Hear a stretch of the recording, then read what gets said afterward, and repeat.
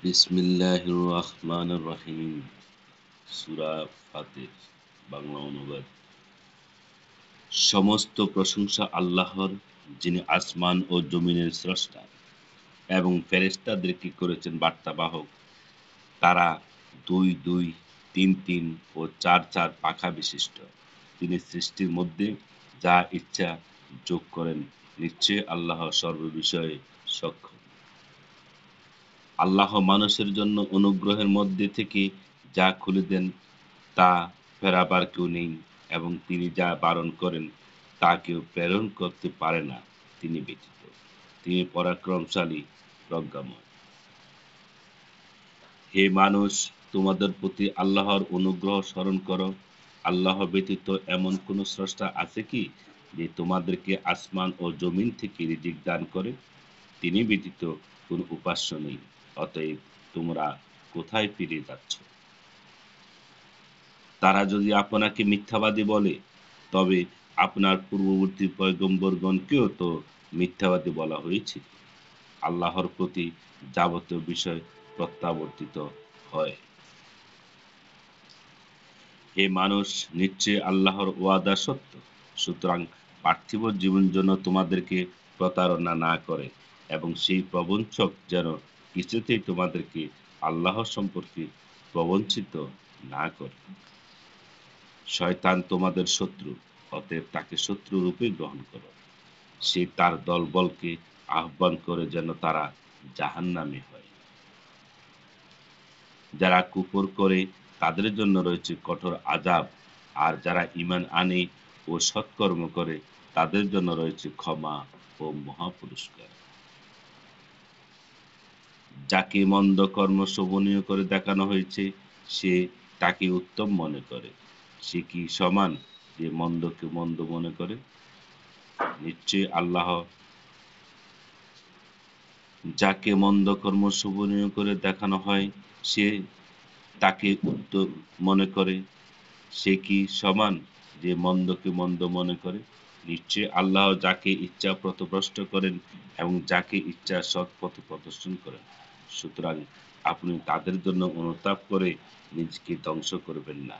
নিশ্চয়ই আল্লাহ জানেন তারা যা করে।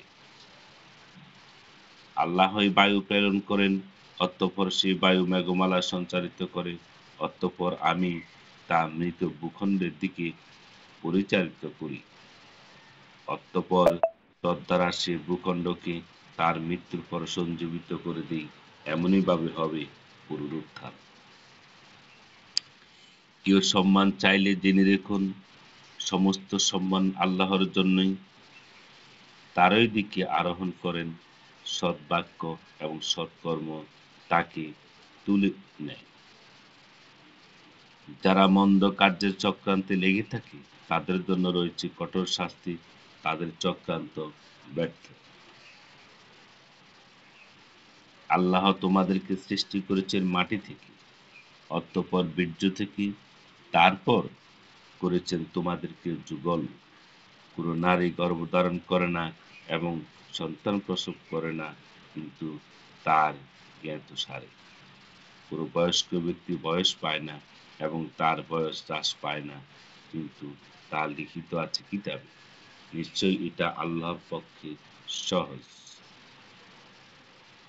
দুটি সমুদ্র সমান হয় না, একটি মিঠা ও একটি তৃষ্ণা নিবারক, এবং অপরটি লোনা।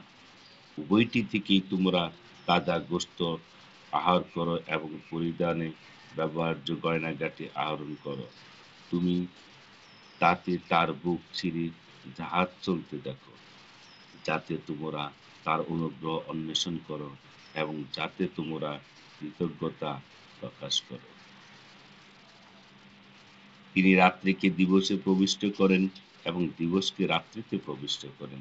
তিনি সূর্য ও চন্দ্রকে কাজে নিয়োজিত করেছেন, প্রত্যেকটি আবর্তন করে এক নির্দিষ্ট মেয়াদ পর্যন্ত।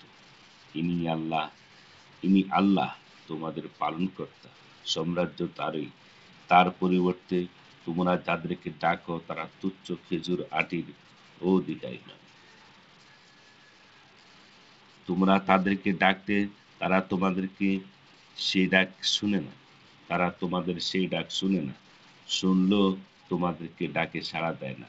কিয়ামতের দিন তারা তোমাদেরকে সেরক অস্বীকার করবে, তোমাদের সেরক অস্বীকার করবে। বস্তুত আল্লাহর ন্যায় তোমাদের কেউ অবহিত করতে পারবে না।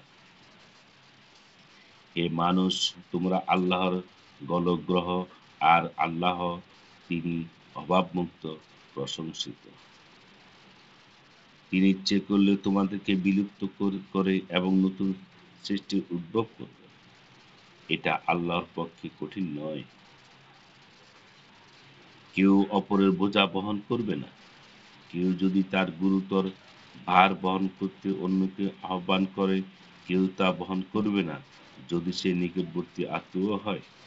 আপনি কেবল তাদেরকে সতর্ক করুন যারা তাদের পালনকর্তাকে না দেখে ভয় করে এবং সলাৎ কায়েম করে। যে কেউ নিজের সংশোধন করে, সে সংশোধন করে স্বীয় কল্যাণের জন্যই আল্লাহর নিকট সকলের প্রত্যাবর্তন।